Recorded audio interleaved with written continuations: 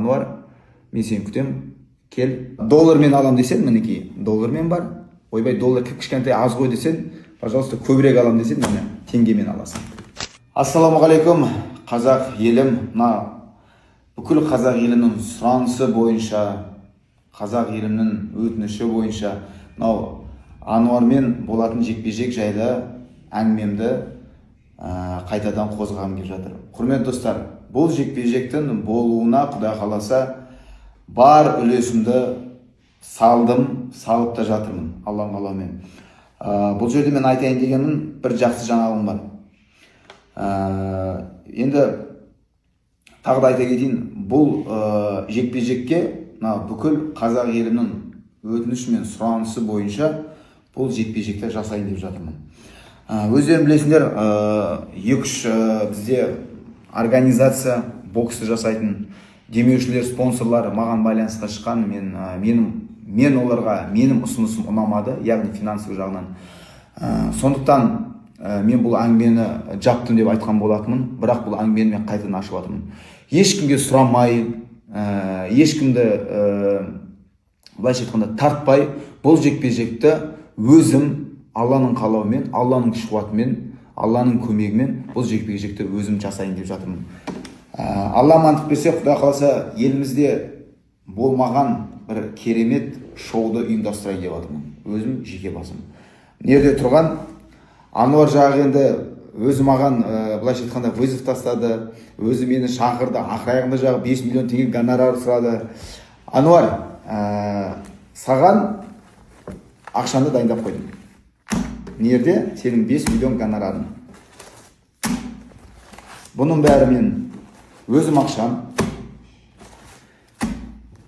ешкімнен сұрамай, ешкімнен жалынбай, мінекей. Нерде сен 5 миллион ақшан. Теңге десен, теңгемен берем. Мінекей. Доллар десен, мінекей, доллармен де берем. Ерде менде ровно 10 мың доллар, 10 мың доллар енді теңгемен курсқа ауыстыратын болсақ, 5 миллион теңге шығады. Даже 5 миллион емес, 5,5 миллион шығады. 500 мың теңге сан тағы үстінен бонус. Доллармен алам десең, мінекей, доллармен бар. Ойбай, доллар кішкентай аз ғой десең, пожалуйста, көбірек алам десең, міне теңгемен аласың.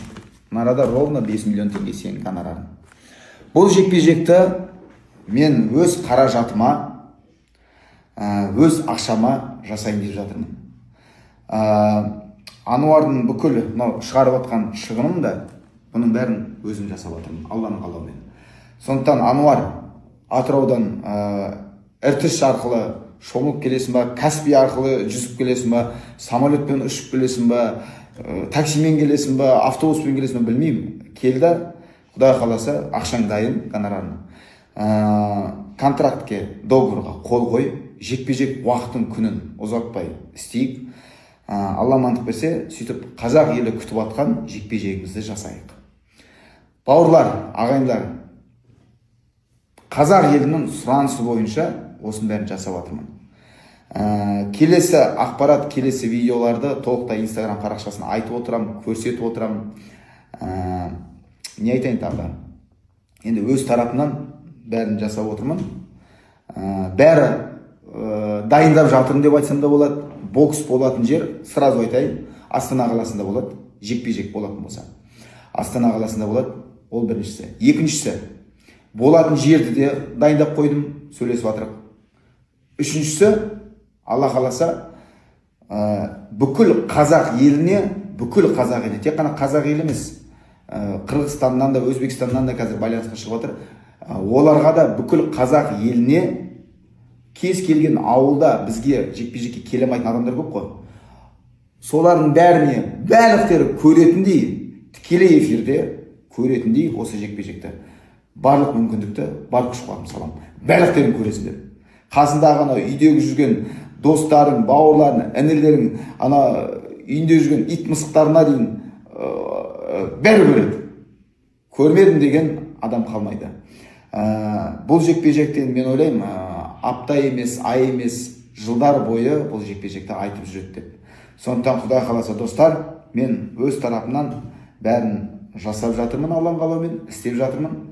Енді Ануар ойлаймын, енді Ануар 5 миллион теңгені өмірінде бұндай гонорар алмаған деп ойлаймын. Сондықтан Ануар, мен сені күтем, кел, контрактке қолыңды қой, сөйтіп жекпе-жек күнін, уақытын белгілеп, Алланың қалауымен бисмилля деп жекпе-жегімізді жасап, бұл әңгімені жауып, бүкіл қазақ еліне, елімізде болмаған Мұхит ағайдың қолдауымен керемет бір шоу жасап тастайық. Сәттілік. Мұхит, мыш, сен кімді алдап тұрсың ба? Мен алдап тұрсың ба, или қазақ елін алдап тұрсың ба? Сен қараш мұнда, қарандышы жақындап. Мұна мен өзім телефоныммен кіріп тұрмын да, Мұхиттікі. Міне ана видеоны скрит етіп қойған менен. Мен көре алмаймын, короче, мына видеоны. Міне. Енді қарандар, сенбесеңдер, міне басқа Инстаграм. Қараш, кірш мына. Жақында. Міне Мұхит Амантайдың несі? Қарандар. Міне мұнда тұр. Міне. А менде бірінші видео мынау тұр міне. Короче, Мұхит, по прозвище мыш, сен натуре мышсың ғой, тығылып, не істеп жүрсің, видеоны тығып. Короче, ол показуха, жігіттер, показуха істеп тұр да, специально хайповать етіп деген сияқты да. Конкретно ол сен қорқып тұрсың ғой, Мұхит. Саған организациялар шығып жатыр. Сен өзің келіспей жатсың да. Короче, мен сенімен басқаша сөйлесем, залыңға келем. Шоума сен, короче, попал же, ты жестко попал. Мен саған көрсетемін, шоума, короче, төбелеспа, әңгіме басқаша болады. Мен сендерге қазір бір видео көрсем да, енді кімді көрсететінді өздері біліп тұрсыңдар ғой. Жалпы айтайын деп отқаным бар ғой, бұл адамға негізі таза сөзім жоқ ше. Бүкіл қазақ елі көріп жатыр да, именно соған мен жаңағы скрит етіп қою керекпін да, сондай скрит етіп қойыпсың дейді. Бүкіл қазақ еліне көрсет, бәріне хабарландырып, айтып, өзіне көрсет, өзі көрсін, міне деп. Бұл 5 миллионды көріп бас істемей қалыппын. Бұл шын болып қалды бұл. Өмір ондай гонорар көрмеген ғой. Тентек болып қалыппын. Қараңдаршы, айтып отқан сөзің барсындашы. Мұхит, мыш, сен кімді алдап тұрсың ба? Мен алдап тұрсың ба, или қазақ елін алдап тұрсың ба? Сен қараш мұнда, қараңдаршы жақындап. Мына мен өзім телефоныммен кіріп тұрмын да, Мұхиттікі. Міне ана видеоны скрит етіп қойған менен. Мен көре алмаймын, короче, мына видеоны. Міне. Енді қараңдар, сенбесеңдер, міне басқа Инстаграм. Қараш, кірш мына. Таза болды. Міне Мұхит Амантайдың несі? Қараңдар. Міне мұнда тұр. Міне. А менде бірінші видео мынау тұр міне. Короче. Мені мыш деп атырма, бір бәле деп атыр.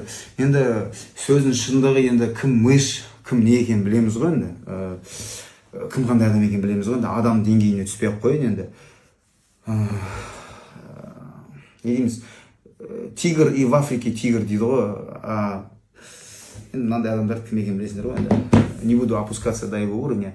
Жалпы, Раке, родной, мына видеоны көрдің ғой, Раке, мына біздің өзіміздің бауырымыз бар, Раке деген жігіт, біздің Қазақстан Республика еліміздің профессиональный бокстың президенті. Раке, организуй нам бой. Я уже деньги нашел. Ойла, орысша сөйлеп кеттім ғой, кешірім. Ақша таптым, Раке. Ақша таптым. Ақшаны бәрін өз қалтамнан шығарып жатырмын. Өз ақшамды оған беріп жатырмын. Ол вообще ұяты жоқ екен. Вообще неблагодарный адам, мен оны ақша беріп жатырмын, еще мен мыш дейді.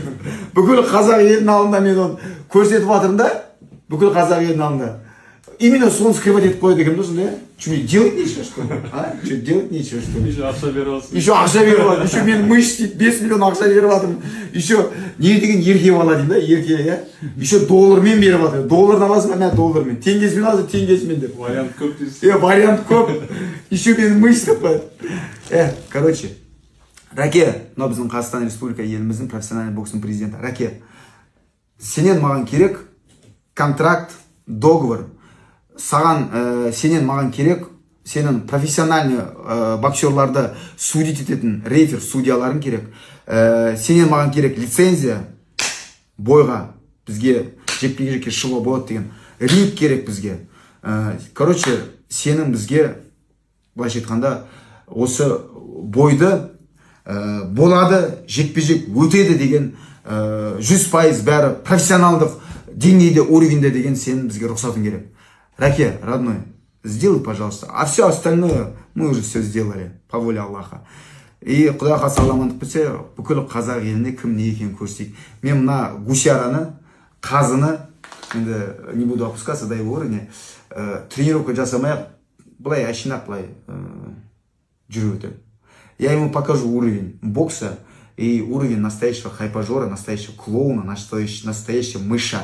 Как он говорит, он меня сделает, как он сказал, айтомаган, функционально сен там, физиками сен. Джан, какой у тебя физика, какой у тебя у тебя техника-то боксерская-то у тебя совсем далеко там не аухти, не пахти. Жүрген недоделанный Рой Джонсон ғой, көп сөз, боқ сөз, шоу жасаған келе ма, кел, ақша бәрін саған дайындап қойдым, подписывай контракт, договорға қол қой, место назначения, Раке бізге добро берет, бәрін подпишет. Раке, родной, я тебе сейчас отмечу, Раке, дай нам добро, дай нам время, дата, біз қол қояйық, и все, и по газам. А то надоело уже. Анаған сұрап, анадан жалынып, мынаған жалынып, анияқа шығып, неяқа шығып. Вот я подумал, да, зачем кому-то шығып, когда қазақ елі хочет, и когда я по воле Аллаха могу это сам сделать, который могу сам это сделать, благодаря своим друзьям, благодаря своим близким людям. Так что, Раке, ты тоже мне не чужой человек. Раке, родной, әр қазағым жалғызым деп жүрген жігітсің ғой, организуй нам бой. Сделай нам печать, вот, чтобы мы все поставили и вышли на бой, и чтобы я наказал этого человека. Хорошенько наказал. Настоящий хайпажорлар, настоящий қазылар, настоящий мыштар кім екенін мен көрсетейін. А настоящий боксеры қандай болатын. Я даже уже давным-давно, я бапкер, мен тренер, мен уже біраз жыл болды, мен жарысқа шықпаймын да ғой. Мен жарысқа шықпаймын да. Сен постоянно жарысқа шығасың, постоянно жағы жекпе-жекке шығасың. Ойбай, сен ақ күшті, мықты деңгейінде жүре берші. Күшті жағы қандай? Мықты формадан, физически мықтымын, күштімін, мықты формадан дейді. Сен ақ мықты формада жүре берші. Мен ақ жарысқа шықпай-ақ, Ашин бапкер, который уже давным-давно уже завязал с боксом, надерет тебе задницу, грубо говоря, да? Так что, бауырлар, аман болайық, құдай қаласа, бойды күтіңдер, бәрін көресіздер.